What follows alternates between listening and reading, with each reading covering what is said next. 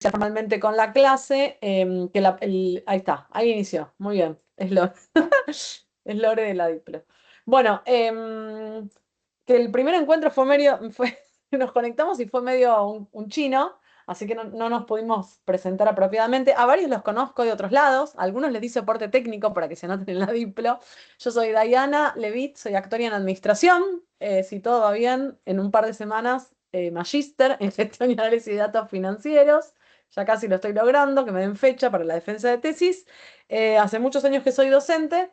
¿Y qué es actuario? No, es lo peor que le puede pasar a la gente.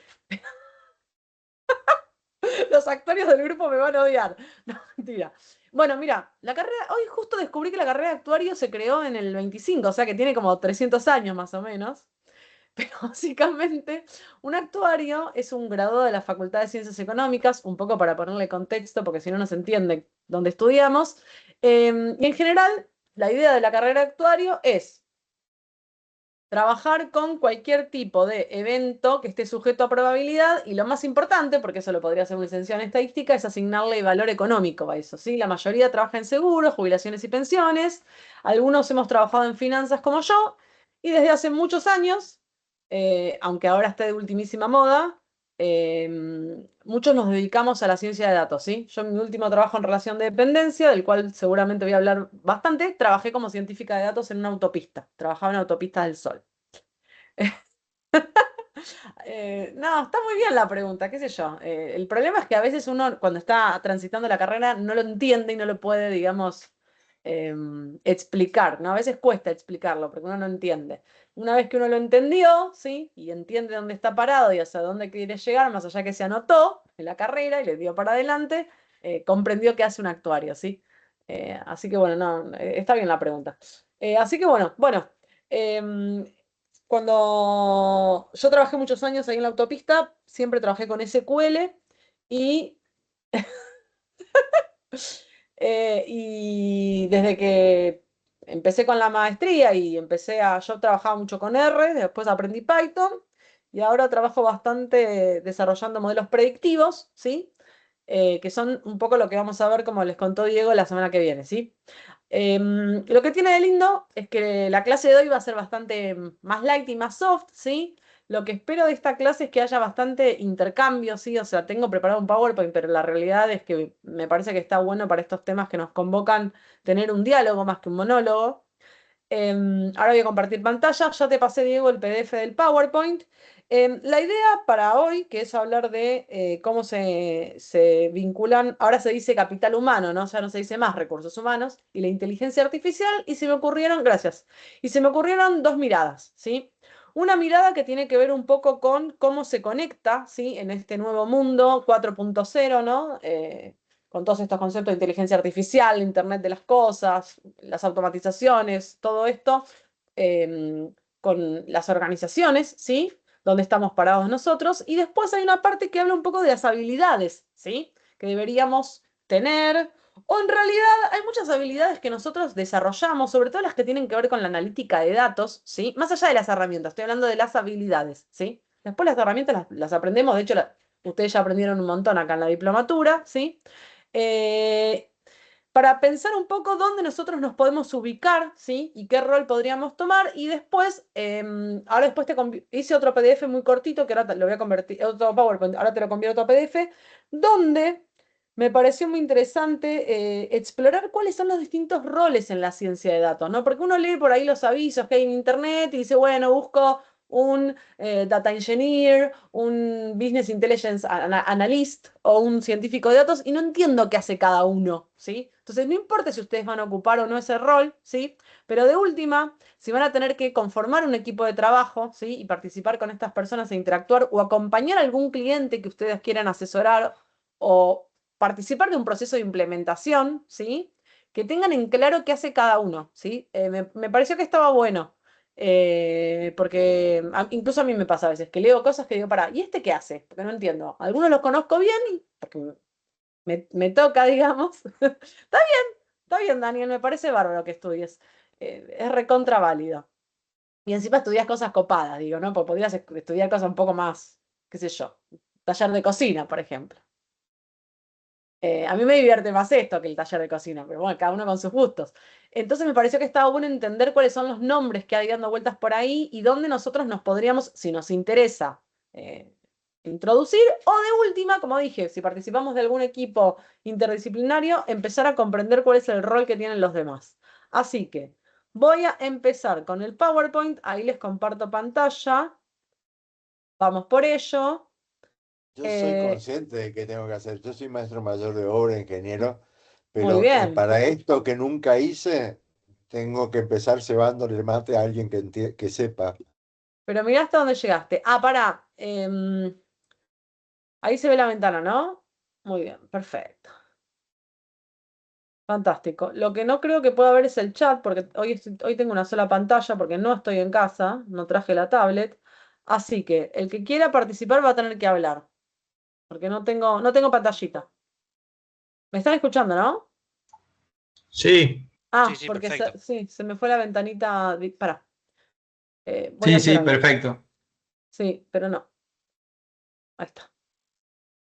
Voy a hacer esta genialidad. Chu, chu, chu, chu, chu, chu. Un momento. Ahí está. Muy bien. Perfecto. Y ahí pongo compartir, ventana. Muy bien. ¿Es esta? Sí, perfecto. Muy bien. Bueno, como les dije antes, vamos a hablar de la integración del capital humano con la inteligencia artificial y lo que más les pido, si tienen ganas, es que me interrumpan, aporten y comenten, pero me van a tener que hablar porque no puedo chatear, no tengo acceso al chat. O sí, a ver, para. Sí, me lo pongo acá chiquito. Listo, ya tengo chat. Las cosas que uno aprende, ¿eh? Fantástico. Bueno, arrancamos. A ver, en esta primera parte voy a hablar un poco de cómo se vinculan las organizaciones, ¿sí? Con la inteligencia artificial y nuestro rol. Y en la segunda parte vamos a hablar un poco de las habilidades. Y después vamos a hablar, como les dije antes, vamos a repasar un poco los puestos que hay, por decir de alguna manera, o los roles se dice, que están vinculados a la ciencia de datos, porque la realidad es que la ciencia de datos no es algo de ahora, ¿sí? Es antiquísima en realidad. Lo que pasa es que antes había mucho menos roles porque la tecnología y las herramientas estas que ustedes están aprendiendo acá y con las que trabajamos no estaban al alcance del común de los mortales, por decirlo de alguna manera, ¿sí? Había un programador, un líder de proyecto, un analista funcional y un usuario, ¿sí? Y alguna que otra organización tenía científico de datos que en general eran roles que ocupaban los licenciados en matemáticas, ¿sí? Y algunas empresas, como la autopista, contrataba actuarios, digamos, ¿no? Los pocos que sabían que hacía un actuario, por decirlo de alguna manera. Pero los roles eran 3, 4 dentro de lo que tiene que ver con la ciencia de datos. Porque los espacios para alojar los datos o la información de la compañía eran espacios distintos, ¿sí? Después apareció la nube, que todos subamos las cosas a un servidor, que cualquiera puede acceder, todas las herramientas de gestión de datos que ustedes estuvieron viendo, toda esta posibilidad que mostró hoy Diego de que nosotros, vuelvo a insistir, el común de los mortales, hagamos una automatización, no existía, ¿sí? Esto escaló muy rápidamente en los últimos 4 o 5 años, ¿sí? Y obviamente que estaba reservado a las empresas que eran grandes empresas que manejaban grandes volúmenes de datos y que tenían departamentos de sistemas bastante desarrollados, ¿sí? Como me pasó a mí ahí en la autopista. La realidad es que hoy en día las organizaciones también cambiaron, ¿sí? La gestión de datos, que lo vamos a trabajar más cuando nos veamos para hablar un poco de inteligencia artificial en las organizaciones, pero está vinculado con esto, por eso lo traigo a colación. Las organizaciones también tuvieron más acceso a las herramientas de gestión de datos, ¿sí? Incluso las pymes, digo. Cualquier pyme hoy en día puede implementar un Google Forms para recolectar datos de los clientes, ¿sí? Y después con ese Excel que está linkeado al Google Forms, hacer algún tipo de gestión de datos para poder tomar algún tipo de decisión, ¿sí? No es que el Google Forms es de ahora. Eso existe hace un montón. Lo que pasa es que no estaba tan visible para las organizaciones empezar a hablar de la gestión de datos, ¿sí? Entonces, bueno, también entender eso, que más allá de que se desarrollaron herramientas novedosas y poderosas, al masificarse esas herramientas y que cualquiera esté al alcance, no solo los usuarios, ¿sí? Esto permitió hacer un uso distinto de los datos para poder tomar decisiones y generó nuevos roles, ¿sí? Está todo, digamos, encadenado, por decirlo de alguna manera.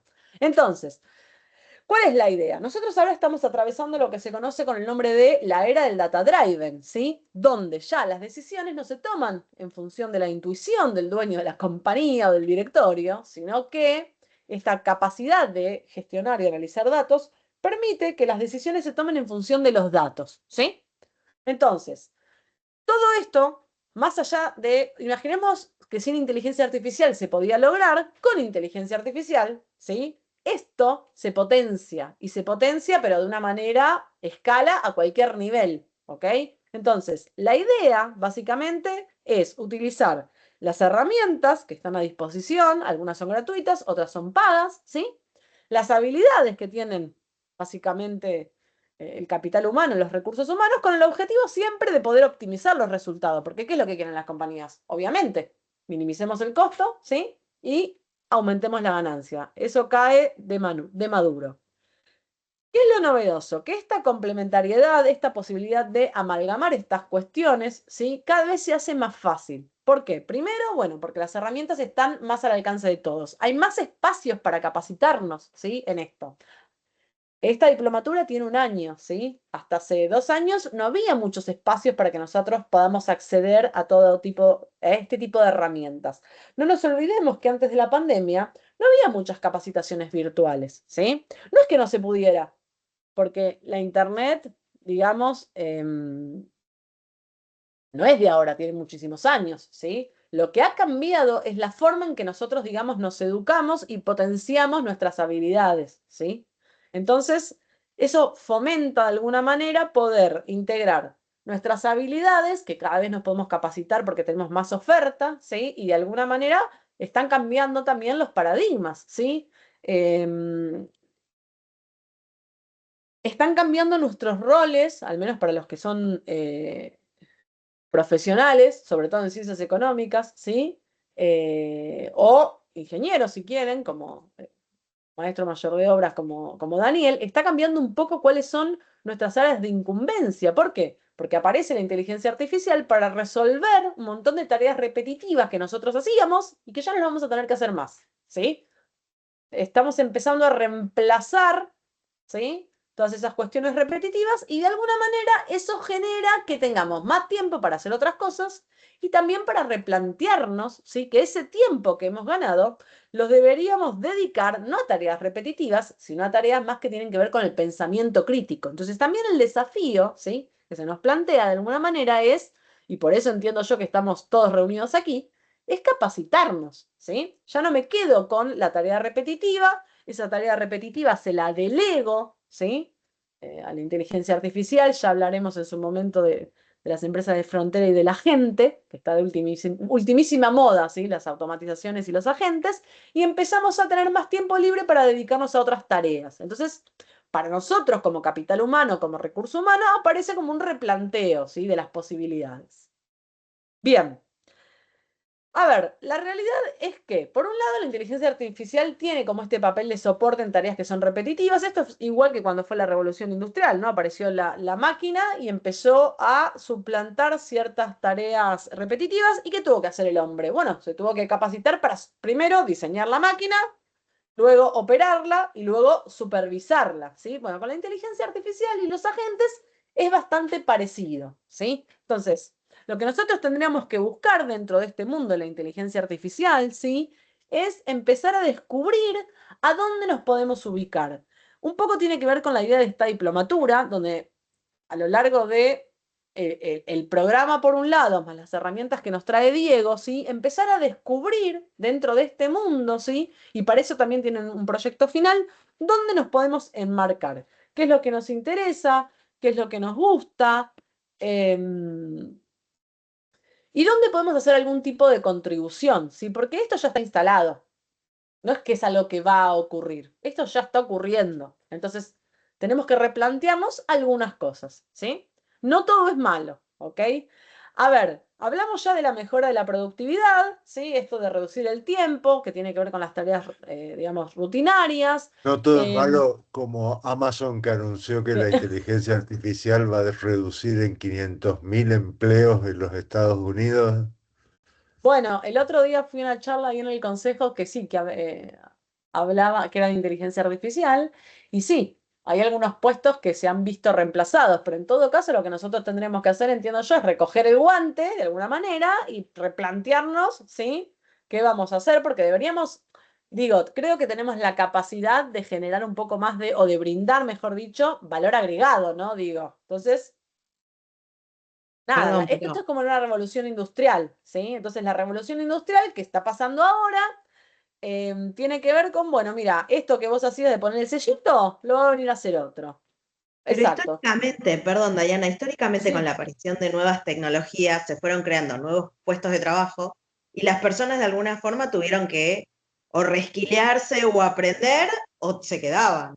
Bueno, lo que pasa es que a mí me da la sensación, y no es para alarmar, todo lo contrario, ¿no? Digo, por eso estamos acá, que esto es algo totalmente masivo, ¿sí? Masivo para casi para cualquier profesión o tarea, ¿se entiende lo que digo? Entonces, em, Mira, Bill, vos querías que sea participativa y venís a caer en una clase donde estoy yo, pobrecita. Escuchame una cosa, Bill Gates y Warren Buffett anuncian que probablemente dentro de unos años el mercado de trabajo se reduzca. Una de las alternativas es generar juegos, pero como vos, para que haya capitalismo tiene que haber compradores, esto ya lo hablamos con Diego, es que se habla tanto de la asignación universal o de, como quieras llamarle, que el Estado te dé guita para que tengas para gastar, porque si no se te cae el sistema. Bueno, súper interesante lo que traes a colación. Una de las áreas de actuación de los actuarios son el sistema previsional y el sistema de seguridad social, y la realidad es que es casi lo mismo que la discusión de subir la edad, digamos, jubilatoria, ¿no? Digo, ¿qué hacemos con esa masa de personas, ¿sí? Que se va a quedar, digamos, que no tiene trabajo, no lo puede conseguir porque en el mercado no hay trabajo, ¿ok? Y que todavía no se puede jubilar, digamos. Entonces, de alguna manera, o sea, digo, Daniel está acá, ¿no? Pero digo, de alguna manera, lo que hay que repensar no es solamente qué vamos a hacer nosotros como individuos, sino que tendría que haber, para mí, participación de dos áreas, no solamente de nosotros como individuos. El Estado tiene que de alguna manera tomar decisiones y actuar en consecuencia, y también los espacios de educación, ¿sí? Tienen que estar vinculados a qué vamos a hacer con esto, porque las profesiones, como, tal como las conocemos, ¿sí? Tienen que cambiar, ¿sí? De hecho, en la UBA, en económicas, han cambiado los planes de estudios de varias carreras, digamos, eh, incluyendo muchas materias de ciencia de datos, ¿sí? Entonces, esto no es un planteo para nosotros como profesionales o qué sé yo, o como trabajadores, es un planteo para toda la sociedad, en el rol que le ocupa, ¿sí? Y para las instituciones, pero por supuesto, hay mucho para pensar, digamos, ¿sí? Bastante. Eh, pero el cerebro de aquellos cesantes debe seguir trabajando. ¿Cómo sería ese futuro para aquellos que tal vez no trabajen? Y bueno, es la pregunta del millón. O sea, vos pensás que vivimos en un país, digamos, donde ya de por sí vos tenés un aportante, creo, por cada 3 jubilados. ¿Cómo hacemos? Imagínate. Digo, por poner un ejemplo bien cercano para que podamos dimensionar. Eh, Perdón, ahí me voy a meter mucho más grave. El problema de Occidente fue, y sigue siendo el problema de Occidente, que se preocupa por que los chinos no coman perro en lugar de dedicarse a exigirle a los chinos que tengan los mismos estándares laborales que Claro. Occidente. Lo dijo Vance, nada más que lo dijo unos 30 años tarde, eh, cuando dijo que se creían muy astutos de que iban a usar mano de obra barata para fabricar las cosas en China y que acá íbamos a desarrollar solo la inteligencia.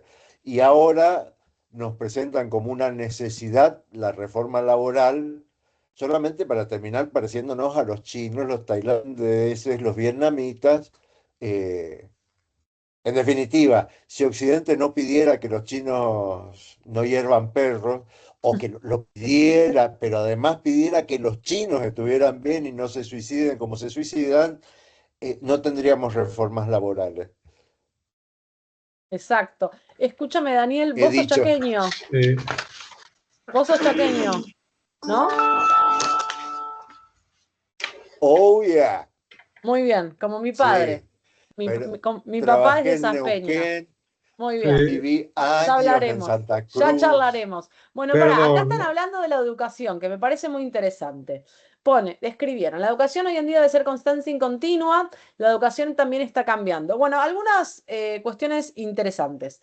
Lo que se está atendiendo a nivel educacional en todo el mundo es que las carreras sean cada vez más cortas, ¿sí? Y que después haya etapas de especialización, ¿sí? De hecho, y cito el caso de económicas porque es donde doy clases, las carreras de 6 años se acortaron bastante, ¿sí?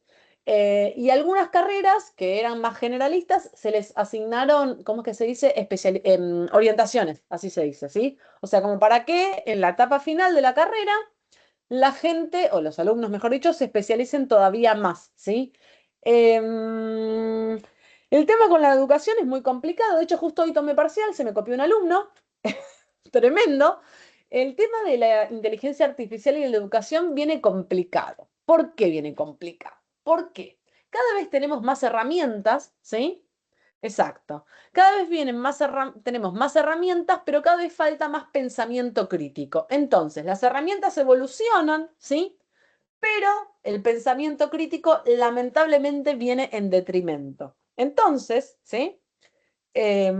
Queremos que nuestros chicos, digo nuestros chicos porque yo soy madre y ya estoy grande, nuestros chicos cada vez que nos parece que son recontra tecnológicos, que están con el celular y qué sé yo, se pongan a programar enseguida y la realidad es que les falta, por cómo está hoy en día planteada la educación y el esquema, digamos, educativo, no tienen la capacidad de entender un 2 más 2. Entonces, lo que tiene que haber en algún punto es un cambio importante en el sistema educativo, ¿sí? De hecho, justo esta semana salió, gracias a Dios, una disposición del gobierno de la Ciudad de Buenos Aires donde las escuelas tienen que adaptar sus programas a los niños con altas capacidades, porque hasta ahora estaba todo estandarizado y solamente había adaptación para los niños con dificultades. Los niños que estaban por encima, medio que se tenían que joder.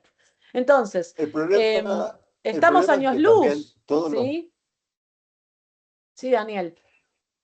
todos los maestros y demás hierbas siguen evaluando en función a criterios viejos. Entonces, Correcto. eso también se lo contaba, ese meme que hay un montón de animales y arriba de un poste está una pecera con un pescadito y los desafían para calificarse a subir árboles. Y el pescadito, ¿cómo va a subir árboles si no está capacitado? Yo estoy Es que seguro yo que si a los chicos se los evaluara de otra forma, tienen más conocimientos de los que creen los que evalúan. tienen que cambiar muchas cosas. Por un lado, los procedimientos, como decís vos, los procedimientos para hacer la transmisión del conocimiento y los de evaluación. Y por otro lado, el contenido tiene que cambiar, ¿no? No levanten la mano, chicos, abran el micrófono y hablen. El que quiera. sí, quería hacer un comentario. Yo trabajé 24 años en el Ministerio de Educación de la ciudad. Muy bien. Eh, Hay muchas cosas para la educación. Lo que pasa es que con un desfinanciamiento permanente, como sucede en la Ciudad de Buenos Aires, es todo como inútil.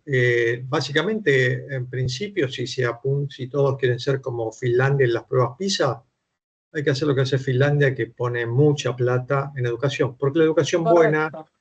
es cara. La educación Correcto. buena es cara. Así que lo demás es nada, perder el tiempo. Si no hay plata, no se puede hacer, y si se achica el presupuesto cada vez más, no se puede hacer nada mejor. Eso De es todo. hecho, a mi Después, entender, cosas para hacer en educación y millones, pero si no hay plata, es acordate de lo imposible. que La educación dice, buena es cara. acordate lo que dice Marcelo, en mi opinión, un docente debería, ¿no?, de sus horas laborales pasar mucho más tiempo aprendiendo que enseñando. Claro, tal cual, tal Que cual. es así, pero bueno, coincido con vos, Marcelo, Perdón, totalmente. voy a No, decir una verdad que la mayoría de la gente que nunca hizo presupuestos estatales ignora. Los tres grandes gastos de todos los presupuestos, porque tienen muchos empleados, son salud, educación y seguridad. El, el presupuesto de la provincia de Buenos Aires estaba online. Entonces, cuando quieren hacer reducciones de presupuestos, como todos, hay muy poca capa de grasa para reducir, ¿sí? Se empiezan a... ¿Por qué?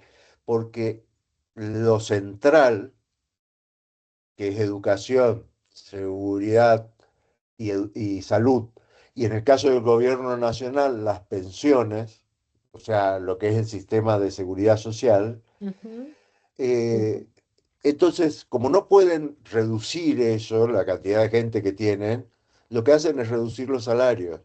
Es muy evidente, la gente no se da cuenta, porque nadie sabe cómo funciona el presupuesto y convengamos, eh, yo fui subsecretario de Estado, yo tenía que hacer presupuesto de mi área, pero normalmente la gente no sabe cómo se hace cómo funciona el presupuesto del Estado y en qué se gasta la guita. Y entonces salen pavadas de que se gasta de más y todas el otro. Nunca vi a ningún político decir la verdad en un montón de cosas. Y por ejemplo, de cómo está constituido un presupuesto provincial, desde que el turco transfirió toda la educación a las provincias sin transferirle recursos, y estamos hablando de hace 30 años atrás, 35, esto es un caos, donde no hay para reducir, entonces te pagan poco. eso sí.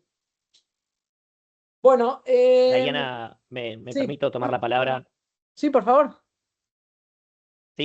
Sí, sí, gracias, Diana. Justo a mí me toca ser director de escuela de nivel secundario, así que Te justo la educación compadezco, es área te mía, por así compadezco. decirlo. No, la paso. Los chicos no son un problema en la escuela, ¿eh? Los chicos nunca van a ser el problema en la escuela, eso lo aseguro, ¿eh? Los problemas son y somos los adultos en las escuelas. Y justamente con esto que estaban diciendo la educación, una de las grandes cosas que creo está trabando el sistema es la centralidad. Es la centralidad de programas y que sea, va a sonar chocante lo que voy a decir, sea el Estado el que decide cuándo hacer una reforma educativa, porque hay tanta cuestión política y partidaria para Claro. determinar un currículum que la última reforma curricular en provincia de Buenos Aires tiene más de 10 años, más de 15 años. Bueno, Estamos acá en Capital fue creado en un momento sin redes sociales. el año Bueno, pasado en Capital Capital va un lo poquito mejor que cambiaron. se animó a reformar. Sí, el año Bueno, pasado Capital va un poquito más adelante. sí, lo cambiaron y volvieron a Y ese subir el sentido también, nivel. lo que pasa, claro, bueno, lo que está pasando es que además somos un país que tiene un sistema educativo por provincia y Claro, eso nadie lo quiere cambiar porque recién justo mencionaba el tema de las cajas provinciales claro, tal y es un cual. desastre. O sea, hay Sí, chicos que cruzan la General Paz y tienen que dar equivalencias. es una Entonces, locura. hay dos trabas. Uno, que tenés un sistema educativo por provincia y por distrito y en segundo lugar, de que hay que esperar a una reforma educativa y lo que va a pasar acá es que hoy vos tenés colegios de muchos recursos que se pueden permitir por fuera de la ley, dentro de un marco que da la ley, hacer propuestas pedagógicas propias y van Ujú, avanzados. Y después está el vulgo. Y el vulgo sí, son todos, ¿eh? Desde colegios de caros de cuota a colegios baratísimos. sí, sí, Y sí, después sí, sí tomo algo que recién dijo Jorge con respecto al tema de que no sobra presupuesto en educación. Hay mucho curro en educación. sí. No, a ver, no sé dónde no hay, pero no importa, esa es otra discusión. Un colegio subvencionado, hay muchísimo. No, no, obvio, sí, perfecto lo que decís, Diana, y coincido completamente. Pero hoy que hablamos de IA, si ustedes supieran a las reuniones que voy yo de inspectores, de gestión, de perfeccionamientos, donde se habla con un nivel de ignorancia sobre IA y todos preocupados, y En la educación, desde que yo estaba, la primera pesadilla fue la Encarta, la segunda pesadilla fue la Wikipedia, la tercera pesadilla fue Facebook, la cuarta pesadilla fue, lo digo desde que egresé hasta acá, y ahora la IA. Entonces, muchachos, perdón, y esto lo digo siendo docente, y lo digo siendo docente, los docentes, especialmente los de nivel secundario, tenemos que sentar el culo y estudiar. Y ahí, por suerte, y con suerte y con ganas, va a mejorar el sistema. Y lo digo y me hago completamente responsable de cada una de mis palabras.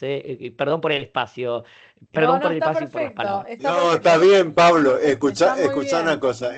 En el 93-94 largaron lo de que iban a hacer la conexión por internet de todas las escuelas.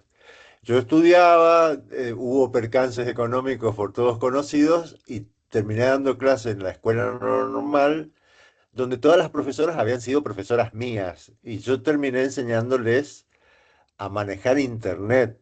Claro. No tenían la más mínima idea. La preocupación central, ¿sabes cuál era? Que no les usen el teléfono los chicos, escúchame bien, que los chicos no le usen el teléfono para hacer llamadas, porque como tenían idea de que había que tener una línea telefónica para conectarse, ellas tenían miedo a que haya un aparato telefónico en el que disquen y les gasten plata.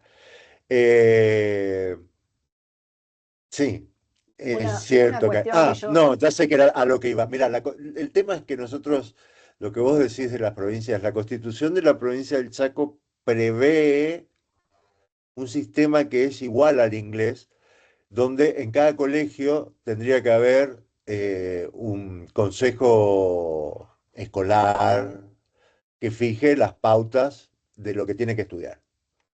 Por supuesto, jamás se implementó. El Consejo Escolar debería estar integrado por, no sé cómo habrá quedado, pero es el sistema inglés y es el sistema de la Florida, por decirte así.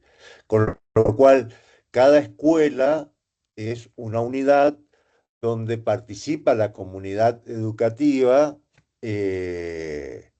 y se adapta a la realidad como mejor puede. Hay una coordinación nacional, pero eh, se le deja mucho espacio a las decisiones eh, de cada unidad educativa, ¿sí? A una veces puede ser cuestión un que problema, quiero, como en Florida, que te prohibieron, la mayoría de los consejos escolares te prohibieron, qué sé yo, Heidi. hay un tema acá que quiero aportar, así de ahí puedes seguir, que es el hecho de que en la medida que la gente que se dedica a la docencia y todo el sistema educativo per se defienda el conocimiento adquirido como algo inmutable y yo cumplo el programa porque mi función es cumplir el programa, entonces viene el inspector y cumpliste el punto 3, 4 del programa, como un conocimiento estanco que servía para otro mundo y hoy ya Claro. está, ya caducó, son discusiones que no tienen solución. Y es justamente, nada, yo tengo un hijo chiquito, muchos de ustedes tienen hijos más grandes, básicamente lo que tenemos que enseñarles es que aprendan a desaprender constantemente, y más en el mundo en el cual vivimos, en donde el conocimiento, algunas, bueno, son generales y pocas cosas no van a cambiar, la gran mayoría son hipermutables. Si puedo decir algo, Lo voy a pensar. hola, Sí, puedo decir dale. algo. Te escuchamos, obvio. Lo que yo quería acotar es, o sea, a ver, yo lo que estoy viendo es que ya hay cosas de los programas que si uno como docente lo ve que ya cambió, que mutó, que no se aplica, lo debe como actualizar como está haciendo Diego, por ejemplo, que dice esto no está en el contenido, pero lo doy igual porque es nuevo y está. Y por otro lado, algo que creo que con todas estas herramientas de inteligencia artificial, una universidad, un colegio podría implementar sistemas de evaluación tan diferentes y mucho más constructivos para esto que estamos hablando del capital humano, donde se interactúa entre personas, demostrando el conocimiento, aún usando las IA. Yo en mis clases los invito a mis alumnos, usen la IA, tráiganme muéstrenme lo que encontraron y después desde el conocimiento vamos trabajando sobre las respuestas, porque lo que me pasa, lo que bien decía Diego al principio de las clases, es que cuando uno no tiene entrenada la IA no tira una respuesta apropiada para el contexto que estamos buscando. El prompt tiene que ser muy específico. Entonces, a mí me pasa, yo soy profe de costos, ¿no? Entonces les digo, ¿qué es un costo? Y nadie me lo sabe decir. En una de las materias son muy pocos alumnos y me permite el curso hacer más un tipo de role-playing. Claro. Y los tengo todo el cuatrimestre trabajando, no les he tomado parcial. Y sin tener la nota final, porque me falta un mes todavía, yo ya sé quién va a aprobar y cómo van a aprobar. Y sé lo que están trabajando, quién trabaja más, quién no. Y creo que mis alumnos están llevando otro desafío cumplido. No sé si se puede hacer con más alumnos, pero bueno. No, Creo que ese es el problema que hay. Cuando vos tenés un aula con 30 pibes, no sé, escuela primaria, 30 pibes, ¿cómo haces? Universidad, 100 pibes, ¿cómo haces? Es inviable. Es así, es así. O sea, este nuevo paradigma, por decirlo de alguna manera, nos replantea desafíos en todos los aspectos. ¿Y por qué la educación de alguna manera es importante? Porque es lo que nos forma en las habilidades primarias o primitivas para después aprender otras cosas. ¿Está bien? Digo, son muy pocas las escuelas que en la secundaria trabajan con programación, pero yo estoy yendo un nivel más abajo, porque yo para aprender a programar a los 12, 13, 14 años tengo que aprender otras cosas primero. Si yo no logro esos conocimientos básicos, no hay chance de que aprenda a programar. Entonces, tiene que haber un cambio, digamos, estructural importante. La realidad, y no nos olvidemos que la pandemia, al menos en Capital, destruyó la escuela pública, porque eso fue lo que pasó. Los chicos perdieron 2 años, ¿sí? Y en las escuelas privadas, algunos tuvimos suerte y tuvimos solamente un año sin escolaridad y logramos tener el segundo, pero nada, o sea, hay una generación que se perdió 2 años y jamás en la vida los va a recuperar. Entonces, y por cuestiones políticas encima, ¿no? Digo, porque los chicos quedaron Igual, de perdóname, rehenes. igual el dueño de Nvidia dijo que ya no hacía falta, no recomendaba estudiar programación porque la profesión estaba por desaparecer No, en obvio. manos de la Mira, inteligencia yo no artificial. soy, obvio, me refiero a cualquier cosa que tenga que ver con la ciencia de datos. Lo que pasa es que en el secundario a lo sumo les dan introducción a la programación, ¿sí? A eso me refería, pero sí, obvio. La realidad es esa, o sea, si las bases no están, no podemos pretender mucho más, digo, ¿no? O sea, nosotros tuvimos suerte, somos más grandes y aprendimos de otra manera, ¿sí? Pero hoy en día tenemos chicos que están egresando de las escuelas primarias y se perdieron 2 años que nunca en su vida van a recuperar. Nada. Así atraviesan después el secundario y así llegan, digamos, a la facultad. Sí, es tal cual lo que dice Diego. Lo importante para la programación es tener el pensamiento algorítmico, literal. Bueno, voy a cambiar de tema.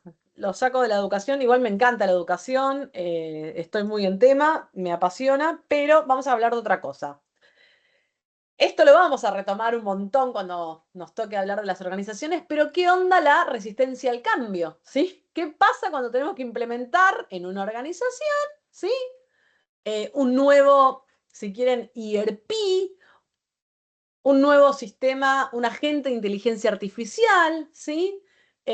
Mostrar que los agentes de IA generativa, un chatbot no se usa solamente para boludear, sino para hacer otras cosas, ¿no? O sea, Diego se ríe. ¿Vieron que salió en la noticia que ya el GPT no te puede dar, era ni consejos financieros, ni consejos medicinales, o sea, de tipo doctor, y había uno más que no me lo estoy acordando, pero eran tres, ¿sí?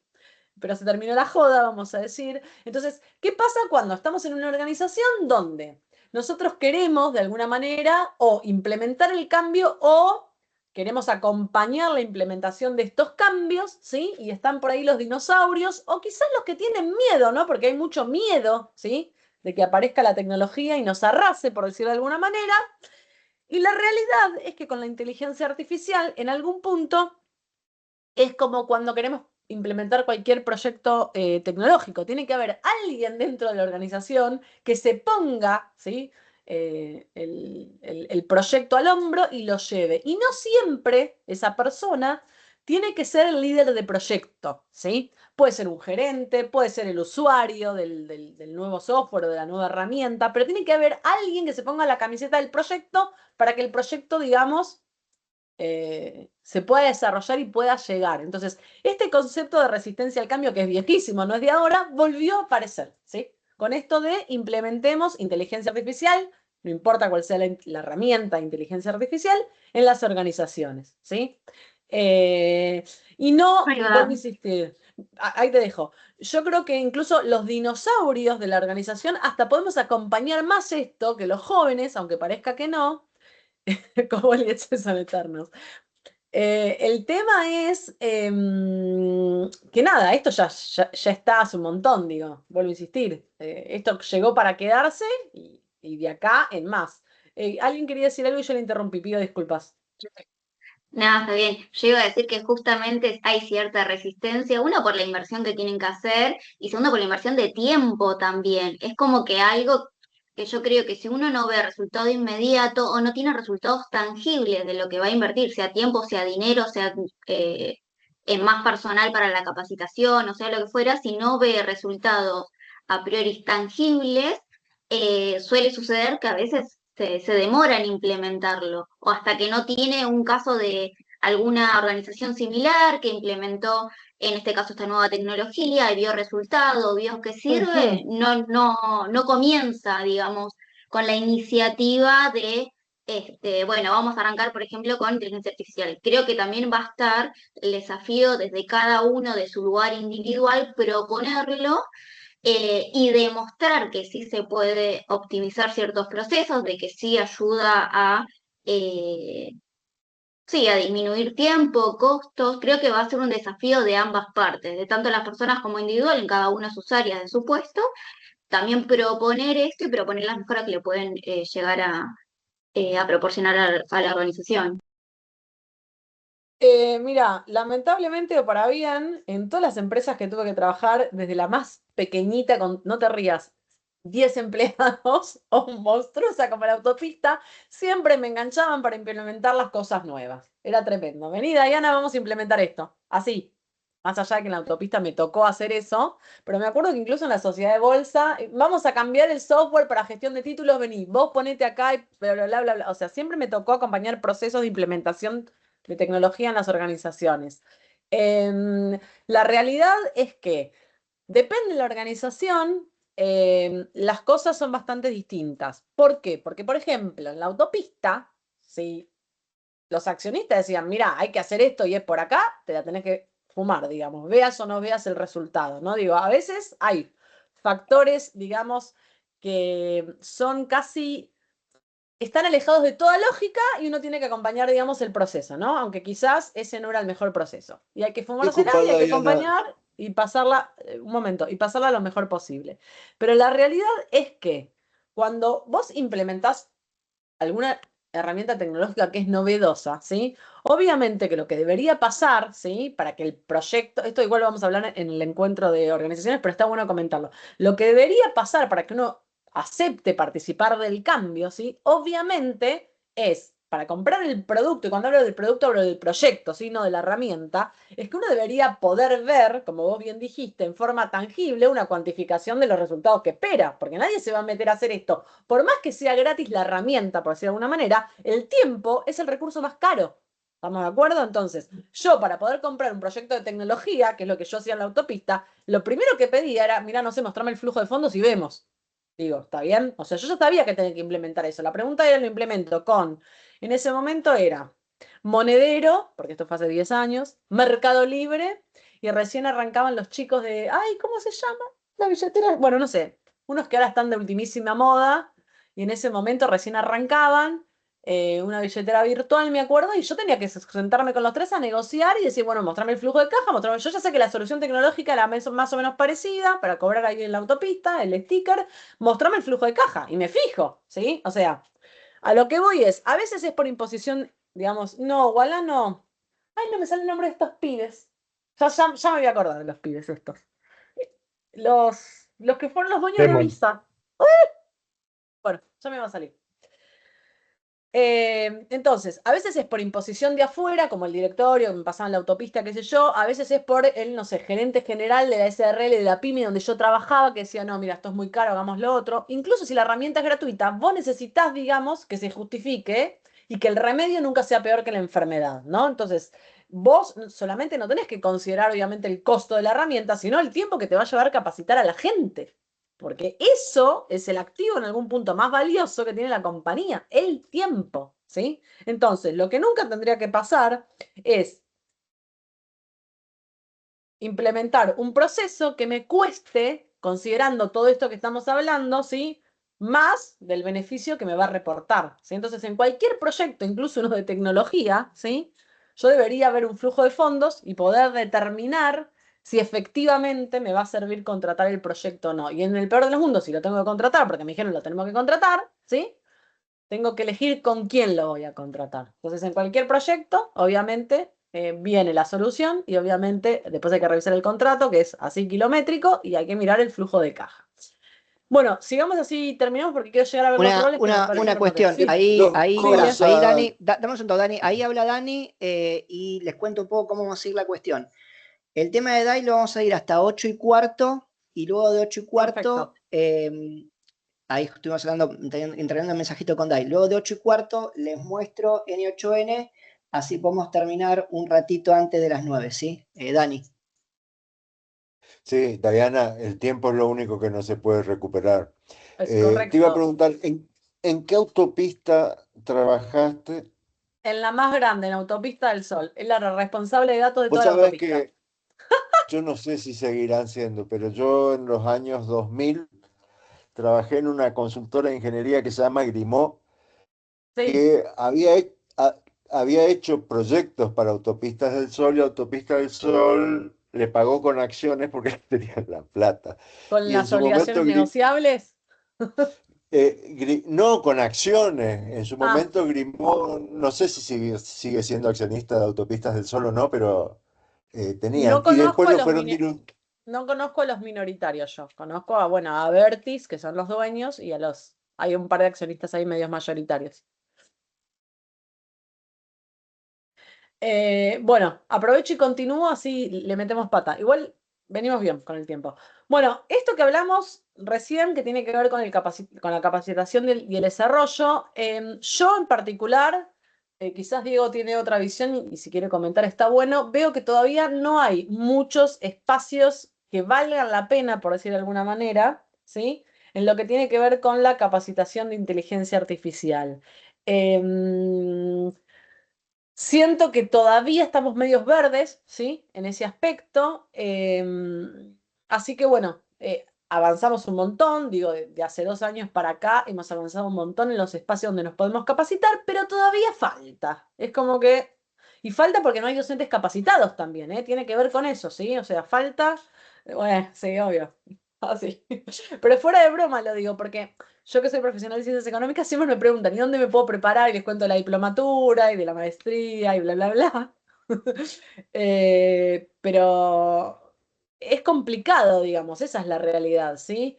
No hay muchos espacios de formación donde uno pueda perfeccionarse en ciertas áreas, porque se está desarrollando todavía, porque los profesionales o los docentes todavía no están estamos en proceso de desarrollo, si quieren. Si yo ya terminé la maestría, algunos están en eso, entonces es como que faltan espacios donde nosotros podamos consumir de alguna manera esto que queremos consumir, ¿sí?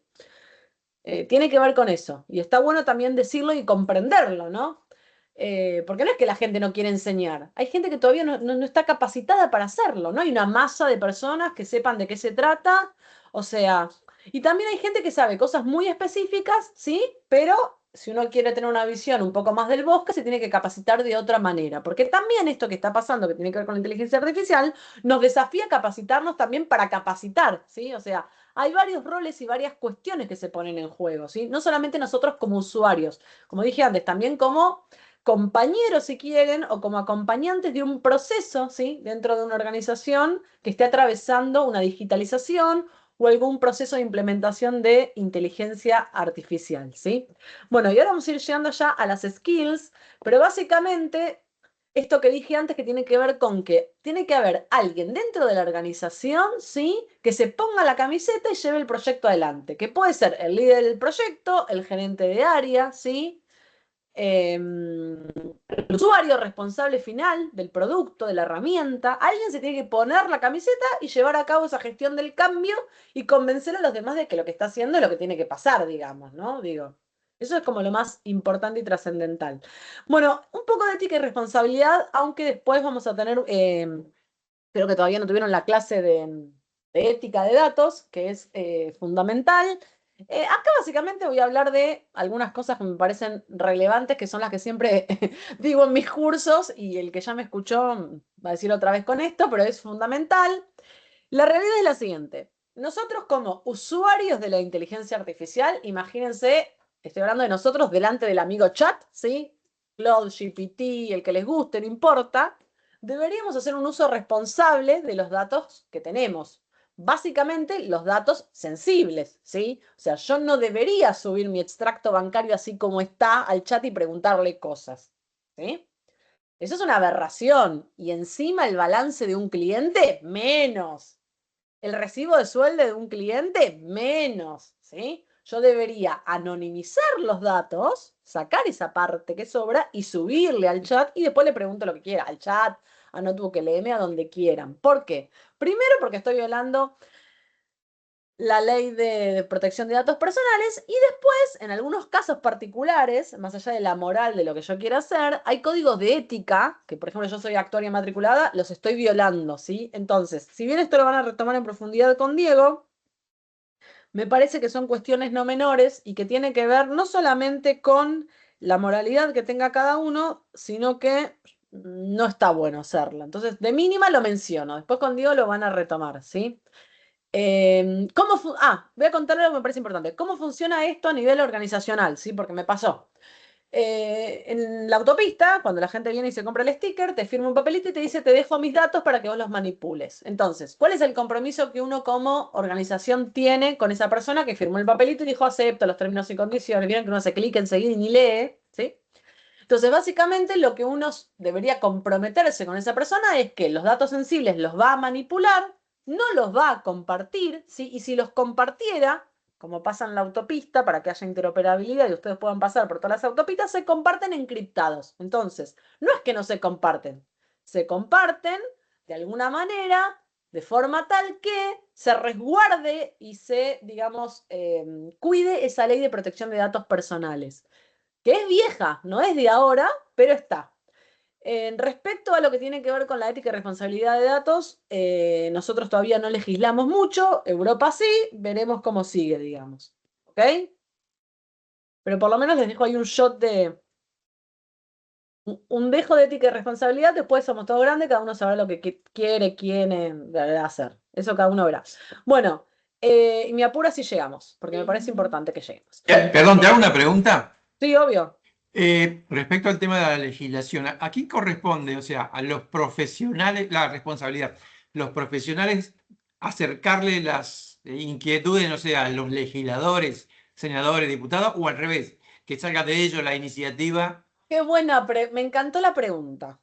A ver, Gracias. nosotros en Argentina tenemos la Ley de Protección de Datos Personales, después los consejos profesionales tienen su código de ética, ¿sí? Y por ejemplo, en el caso de los contadores públicos nacionales, hay una ley que dice que ellos no deberían violar la confidencialidad del cliente, ¿sí? Un poco para que se entienda todos los marcos que hay posibles. A ver, ¿cuál es la realidad? ¿Qué es lo que pasa en la Argentina? Si vos te acercás a un legislador y le acercás un proyecto, ¿cuánta bolilla te da? O sea, digo, seamos realistas. Entonces, si no se instaura en la sociedad esto como tema, ¿sí? Nunca se va a discutir. Y esto siendo con un pensamiento muy naive, ¿estamos de acuerdo? Pero ¿quién lo tiene que instaurar en la sociedad? Y no sé, habría que Los abrir el debate. ciudadanos, discúlpame Diana, pero yo te voy a contar lo último en lo que me metí, porque yo soy, aparte estoy jubilado. Eh, ¿Y eso es bueno me o es encon- malo? Eso es bueno. Me Ah, encontré menos con mal. que paso a contarles algo tecnológico. El Colegio de Escribanos de la Ciudad de Buenos Aires puede legalizar para hacer un poder, por ejemplo, puede legalizar algo que figura en un expediente digital del Poder Judicial de la Ciudad de Buenos Aires.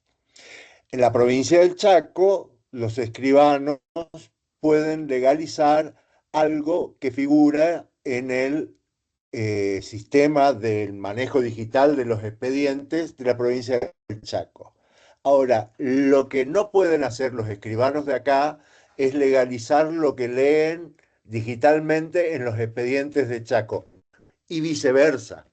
Ok. Con la desgracia de que yo soy amigo de mi escribana es consejera del Colegio de Escribanos de la Ciudad de Buenos Aires y yo soy del Chaco, mi tía fue presidente. Entonces, armé un escándalo y en realidad lo abandoné un poco al tema, pero es inconstitucional. De entrada, los actos de cada provincia gozan Sí. de fe en la otra, que adapten la tecnología, no me importa. A lo que voy es esto, no hay que esperar nada a la pregunta, no hay que esperar absolutamente nada de ningún legislador ni de ningún funcionario, la cosa recae en uno. Si lo ves y lo podés, eh, y si sos jetón sobre todo, eh, No, y aparte porque tomá el lamentablemente impulso y aquí hacelo vos. las Pero cuestiones son que ellos se los que lo llevan deciden, a la ley, a hacerlo ley, por ejemplo. pero No, hay una cuestión que vos las podés cuestiones que juntar hoy se firmas. deciden en el Congreso son políticas. O sea, algunas la pegan, otras no la pegan, pero realmente, o sea, digo, saquémonos la careta. Cómo funcionaría esto en una realidad de ositos cariñosos, ¿sí? Claro, ahí Vos, está. ciudadanos, te interesa Claro, impulsar un tema, juntás firmas, eso lo exacto. elevás a mesa de entrada del Congreso, se trata en la comisión y si sale de comisión, se trata en el recinto, ¿no? En fin. O sos Santi Exacto. Maratea. No sé en quién dará ahora Santi Maratea, le mandamos Está saludos, medio por cierto. retirado, me parece. Ahí. Tiene un Bueno, programa en la televisión. sí, sí, bueno, es que escaló. Sí, sí, Cambió su lugar de trabajo, vamos a decir. exactamente, sí. Bien. Mira, Bueno, vamos hay a hablar un una poco cosa que me muestra raudamente. la experiencia, que Sí, es que tenés que conocer, tenés que usar la gente que conoces. Mi compañero eso no es sabe. así. Yo a lo largo de toda mi vida fui enganchando que conocía a este, que conocía a aquel otro, y así funciona. Te digo, yo sé, en este momento, la conozco a mi escribana, que es miembro del Consejo Directivo del Colegio de la Ciudad de Buenos Aires. Sé que mi tía fue presidente del Colegio de Escribanos de la provincia del Chaco. Lo único que me falta es las ganas de pedir el teléfono de la que es presidente ahora, que me lo ofrecieron y no lo agarré, y obligarlas a que hablen. Pero a mí me indignó, al margen de que el poder que tengo que hacer lo voy a hacer por todas las vidas. Hay que hacerlo en papel. ¿Puedes creer que tienen que mandar desde el Chaco certificado por el Poder Judicial del Chaco en papel en el 2025? No, a mí me dan ganas de Vos no te llorar. haces una idea de la tirria, pero tirria me dijeron que es una palabra de viejo. La bronca que me da cuando se pueden hacer tantas otras cosas. Así que, pero bueno, el asunto es, el mundo funciona mucho por los conocidos y los conocidos de los conocidos de los conocidos. Lamentablemente, porque no debería ser así. Pero bueno, no estamos en el mundo de los ositos, de los cariñositos. Bueno, vamos a hablar antes de pasar al otro PPT de los roles, de las nuevas habilidades para la era de la inteligencia artificial. Les dejo acá 2 minutos porque me parece súper divertido, el que quiere se engancha y el que no, no, ¿sí? Que pensemos un poco qué habilidades tenemos, ¿sí? Que creemos que pueden sumar para aplicar un poco lo que vimos en la diplomatura y qué habilidades ustedes sienten que empezaron a ver que les gusta eso, pero que todavía están medios verdes, digamos. No me digan N8N porque los mato, pero digo, ¿cuáles son las habilidades que ustedes sienten que de alguna manera ustedes tenían en su mochila y que con la diplomatura se pueden potenciar? Si alguno quiere contar, estaría bueno. Si alguno quiere, si no quieren, les cuento yo de mí. Pero estaría bueno, digamos, pensar un poco en estas cosas, ¿no? porque bueno, nosotros acá venimos a buscar algunas habilidades que en general son técnicas, ¿sí? Daniel ya habló mucho. A mí me gustaría aprender a leer más rápidamente los lenguajes de todo lo que... O sea, yo en una época, por ejemplo, yo soy muy toquetera de cosas, así como Daniel, pero más allá va, y tengo muchas macros creadas en Excel, por ejemplo, de lo básico, ¿no? Bien, ya te vas a ir despidiendo, y vas a armar el mundo de Python. Claro, Así le vas a hacer al Excel, así, chao. no me agendé para enero todos los cursos de Python, porque yo hasta enero no puedo hacer nada, pero bueno, diciembre por ahí, pero me gustaría más aprender a leerlo fácilmente. Bueno, mira, la forma de lograr eso es codear a morir, buscar, o sea, ahora cuando veamos modelos predictivos el viernes que viene, vamos a hablar un poco de cómo implementar un proyecto, ¿sí? Entonces, la idea siempre es pensar qué es lo que puedo hacer con el código, ¿sí? Una vez que decidí cuál es mi objetivo con el código, buscar el código, ¿sí? En la inteligencia artificial, y después, a medida que vos vayas trabajando con eso, vas a empezar a leer el código y vas a descubrir cómo modificar el código, ¿sí? Y algunas veces si te da vagancia como Diana, en vez de tipear, le volvés a preguntar a inteligencia artificial, digo, ¿no? Porque lo hago. Pero eso son horas de codeo, ¿sí? Es darse los cuernos contra la pared.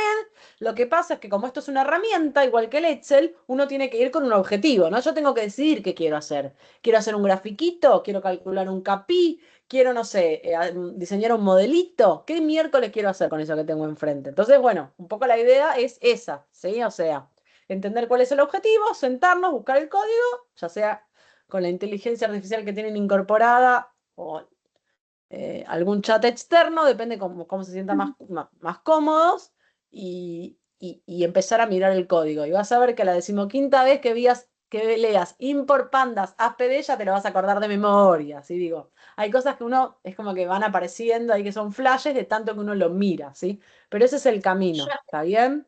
O sea, no hacer 50 cursos distintos, sino, fuera de broma lo digo, que vos te plantees un objetivo, que busques código y lo corras, ¿sí? Eso es lo mejor que hay. R ya no se usa tanto porque hace unos años atrás era como Mira, el lenguaje a aprender. R tiene una cagada que es que las librerías se actualizan todo el tiempo. Entonces, yo a veces uso R, pero la verdad es que cada vez que quiero correr una librería me cambió el código y la tengo que actualizar y es, no sé, para mí es como un pain in the ass, qué sé yo, perdón por decirlo. O sea, sí tiene una herramienta, tiene algunas herramientas que están copadas. Más allá de correr código, tiene unas herramientas estadísticas que ya están incorporadas, que el que trabaja en estadística como yo está bueno, pero realmente si puedo evitar R, nos vimos en Disney, o sea, porque la herramienta gráfica que tiene Python es fantástica. Me conecto de Python desde Colab a cualquier lado, me bajo lo que quiero, o sea, es un viaje de ida. No hay tu tía, no sé cómo explicarlo, o sea, salvo que quiera, como nuestra amiga experta en costos Paola, hacer, digamos, sentarme en un Excel, armar un presupuesto, sumar, restar, multiplicar y dividir, el resto, Disney, Python. El otro día tenía que dar un curso de EDA, ¿cómo se llama esto? Ay, no me sale, análisis exploratorio de datos, que básicamente es de estadística descriptiva y un par de dibujitos. Era una clase en Excel, 2 clases en Python. Y tenía un dataset que me bajé de Kaggle, 20.000 filas en inglés. Dije, lo voy a traducir. Yo tengo una computadora que es nueva, es un avión. Estuve 3 veces intentando con el Excel usando la función reemplazar. Se me colgó, a la tercera dije, a la mierda. Lo subí al Colab, en un segundo reemplacé y en el tercer segundo me bajé el Excel reemplazado. Entonces, no hay tu tía, o sea, todo bien con Excel. Yo lo amo, pero trabajar con código La es velocidad de tan procesamiento es versátil. otra, tal cual. Es tan versátil y R, la verdad que encima de RStudio es horrendo para trabajar. Nada, el que usa R es porque no aprendió Python. Esa es la realidad. O El sea, tema es de así. Excel para Bueno, los voy. contadores es que lo más parecido al papel de trabajo, porque Claro. cada celda es como un mini programita. Pero cuando uno quiere trabajar con datos en serios, por más Power Query, por más que le metan accesorios a Excel, te vas al Colab, metes un código en Python y se acabó. Daniel. No, es así. A Yo, ver, la realidad, habilidades, sí, Daniel. habilidades que creo que tengo, en una soy como Diego, entre el TOC y lo ñoño que él le dice, Ok, bien. eh, pero básicamente yo soy un tipo que la estoy pagando todavía. Cuando empecé a laburar me acostumbré a desayunar y cenar. Y en el medio no soy capaz de soltar algo cuando estoy concentrado haciéndolo. Bien. Entonces, ahora que no tengo muchas cosas para hacer, no sé almorzar. No sé almorzar. Yo tengo puestas alarmas para obligarme a almorzar y no me sale. ¿Está? Pero bueno, es esa capacidad de enfrentarse a los problemas. Y la otra ventaja que yo tengo, que hoy le dije a Diego, I respectfully disagree, eh, tiene dos partes. Una es que yo me crié en, en la casa de un gerente general del Banco del Chaco, que además era historiador y tenía una biblioteca inmensa de la cual yo tengo parte. Entonces yo leí de todo desde los 6 años que me dio varicela y tuve la suerte de tener una educación inmensa, pero inmensa. O sea, para la época nosotros teníamos Texas Instrument eh, en el año 83 y desde ahí en adelante tuve una educación y una formación muy grande. Yo tengo una cultura general muy grande. Por ahí estoy sobreeducado. Y no es que sea inteligente. Hay mucha gente que piensa que soy inteligente y yo creo que estoy sobreeducado. Y lo que me preocupa es la parte del código. No estoy seguro de cómo saber si los resultados que me dan las cosas que codifico están bien. Yo tengo la manía, cuando se trata de planillas, por ejemplo, a los programas le pongo salidas de datos cada Bueno, dos por escúchame, tres. Daniel, la semana que viene cuando veamos modelos predictivos, lo vamos a hacer en Excel y en Python y vamos a ver que da lo mismo. Y vos te vas a quedar tranquilo, ¿crees? No, ya sé, pero yo a los programas les meto salida de datos cada tanto, cosa de controlarle lo que está haciendo. Sí, obvio. Eh, eh, es eso. Y la otra que te digo, no tengo la más mínima idea de cómo hacer, es, eh, yo aprendí mucho haciendo, y Es sobre que no todo hay otra. trabajando en oficinas con otra gente que nos intercambiábamos. Hoy en día eso no existe. Lo que yo te dije hoy, yo aprendería mucho, yo soy capaz hasta de pagar No con tal de existe llevarle porque estamos mate. también atravesando el teletrabajo, ¿no? Entonces medio que Claro, por nadie eso se te cruza de digo, oficina, ¿no? Digo, si yo pudiera llevarle mate a alguien que sepa y que me vaya a enseñar, yo aprendí AutoCAD, mentira, aprendí todo lo que aprendí así, como estamos aprendiendo un poco acá.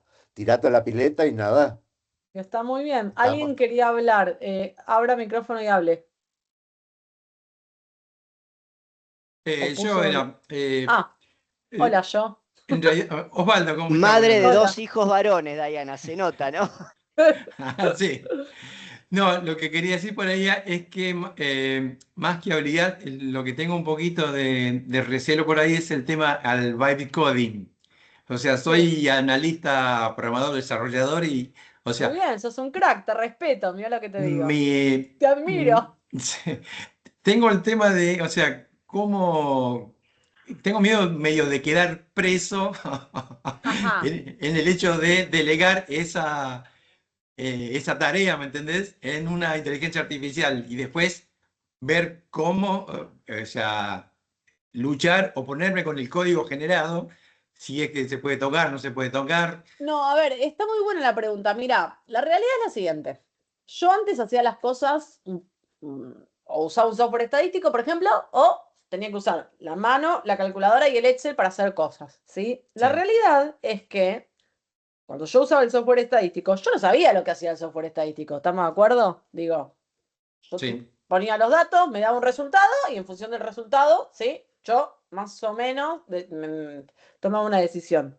Pero yo no sabía quién lo había programado, tampoco sabía si estaba bien programado, ¿sí?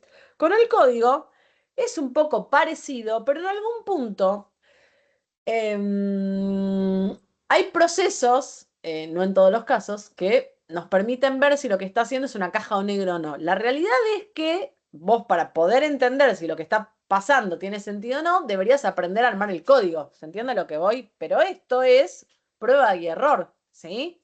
Entonces, lo que debería pasar es, deberías decidir o encontrar, digamos, algún proyecto en el cual vos quieras trabajar, ¿sí? Y empezar a trabajar con ese código y trabajar bastante, ¿sí? O sea, em, Python es un lenguaje bastante amigable, hay que elaborar un montón para entender qué está haciendo. Ahora, si vos pretendés entender qué hace la gente, y es medio complicado, salvo que vos programes el agente, ¿está bien? Sí, sí, sí. Una cuestión, el Es todo un bytecoding. mundo ese ya, Sí, ¿eh? sí, sí. Bueno, gracias. El bytecoding nace como concepto en febrero del 2025 y nació medio como un concepto en broma, donde uno de los que más sabe de inteligencia artificial dice, bueno, yo le doy, me dejo llevar y a veces me da un resultado. Bueno, eso muchas empresas lo tomaron y lo desarrollaron como producto, pero es algo que todavía está transicionando, no es lo que va a perdurar el bytecoding, ¿sí? De hecho, se está apagando bastante la espuma. Lo que sí se está desarrollando es el concepto de ingeniería de contexto, en donde vos, desarrollador, hay un montón de cosas que delegás en la máquina y hay otras cosas que nunca vas a hacer, ¿sí? Como por ejemplo el control final, como por ejemplo ver si la lógica, o sea, vos serías un senior que tenés 4 juniors laburando para vos, ¿no? Vos como programador senior no te vas a poner a codear, vas a controlar lo que hacen los demás, con ciertas pautas que les vas a dar, con ciertas pautas, con ciertos estándares de calidad. Bueno, está yendo para ese lado, ¿sí? Pero ya te digo, el concepto de bytecoding es algo que nació en febrero de 2025 y ya se está apagando ese concepto de, bueno, yo hago y dejo que la máquina resuelva y suelto. Lo que sí es cierto también, que bajó la barrera de entrada para que las personas sin ningún tipo de programación, de conocimiento de programación, puedan hacer un primer MVP, un primer mockup y después llevárselo a la persona que estudió eso, ¿sí? Hay la diferencia entre un tipo que eligió estudiar programación y el que no. Pero por lo menos vos como programador sabés que es mucho más fácil que te lleven el producto que quieren que hagas y vos después le metes tu impronta. A que te digan, che, tengo una idea de hacer tal cosa y donde vos tenés que ver la lógica, qué haces, cómo lo implementás, cuál es la interfaz que quieres, etcétera, etcétera. Te dejo, Dai. Bueno. Entiendo, gracias. No, rápidamente repasamos muy por arriba los roles, porque me parece que esto sí es importante que lo conversemos por si alguien tiene alguna pregunta. Hay varios más, yo puse los más conocidos, ¿sí? Y cada vez hay más, es tremendo. Pero básicamente lo que hace un analista de datos, y lo repaso por más que para algunas personas sea obvio, ¿sí? Porque a veces confundimos los roles. Básicamente la idea del analista de datos es, como lo dice acá, traducir datos en información útil para la toma de decisiones. ¿Y cuáles son de alguna manera las responsabilidades que tiene? Recolectar, limpiar, transformar los datos. Tiene que trabajar con herramientas como Excel, Power BI o herramientas de visualización, básicamente, ¿sí? Un analista de datos no necesariamente tiene que saber Python o algún lenguaje, ¿sí? Es deseable, pero no es necesario porque no es la idea, ¿sí? Aclaro porque me parece importante. Sí debe conocer herramientas de visualización. Después aparece el científico de datos, ¿sí? Donde la idea es crear modelos predictivos y de machine learning, ¿sí? Y fíjense que estamos como en un escalón parecido, pero más arriba del analista de datos, ¿sí? Y acá sí tenemos que tener mucho conocimiento, ¿sí? De alguna herramienta, en particular ya a esta altura de la vida, Python o R, si ya se nos quedan cortos los software estadísticos, ¿sí? O econométricos, para poder, digamos, trabajar con ciencia de datos, básicamente, ¿sí? Nos la pasamos boludeando con los modelos predictivos. Así estamos todo el día. Bueno, a ver, uy, le puse mal, le puse ingeniero de datos, pobre, lo maté al ingeniero. Pero básicamente la idea de un ingeniero de datos es, se puede trabajar como científico de datos sin experiencia previa en análisis de datos y está difícil.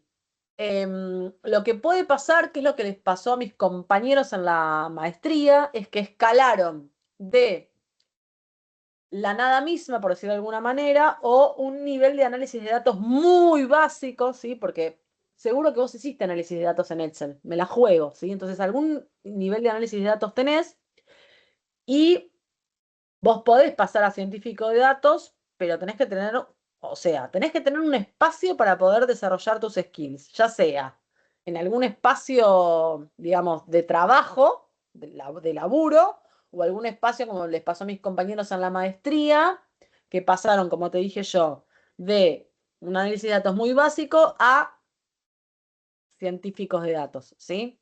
¿Por qué digo mis compañeros? Porque yo trabajé, como les conté en la autopista, como científica de datos, o sea, yo ya ejercía esto, pero lo que yo vi en ellos es que ellos lo lograron después de 2 años de maestría. ¿Significa que vos tengas una maestría? No, pero hay que entender que el camino para recorrer, ¿sí? Es importante, ¿sí? Porque los conocimientos que tenés que tener para ser un científico de datos posta, trascienden a la estadística que vemos en la universidad, ¿sí? Salvo que estudie licenciatura en estadística. Yo soy actuaria, por ejemplo, y hay un montón de cosas que aprendí después en la facultad, ¿sí? Y mejoré algunas de mis habilidades en ciencia de datos. Bueno, el ingeniero de datos, nada, construye y mantiene la infraestructura, porque obviamente toda esta información o estos datitos hay que meterlos en algún espacio, ¿sí?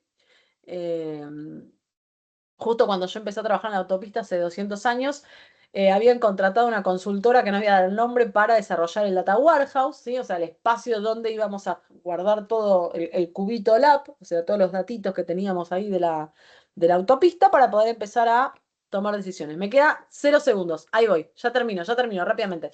Después aparece el ingeniero en Machine Learning, ¿sí? Que básicamente pone en producción los modelos que hizo el científico, ¿sí? Porque esos modelos después hay que monitorearlos, ¿sí? No es que el científico los diseña, los prueba, pero después hay que implementarlos y monitorearlos, ¿sí?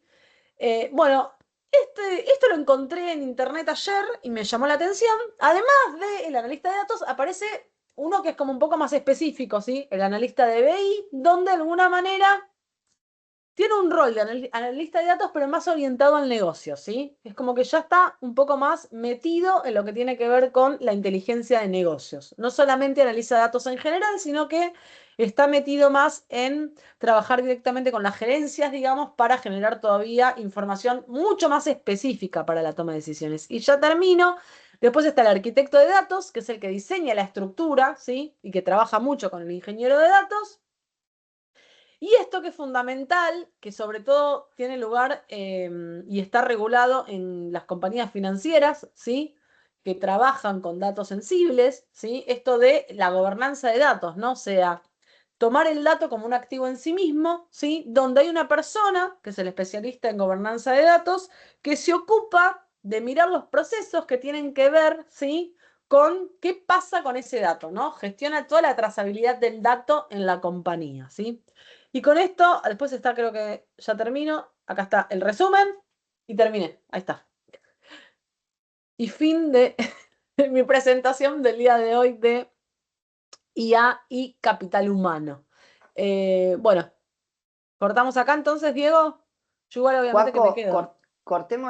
cortemos el video ahora y ¿qué les parece si le metemos un pequeño sprint más y terminamos un toquecito antes? Ahora vamos a volver a la parte de N8N, así les queda armado las dos puntas, ¿sí? El video 1 y el video 3 es N8N y el video 2 es lo de DAI.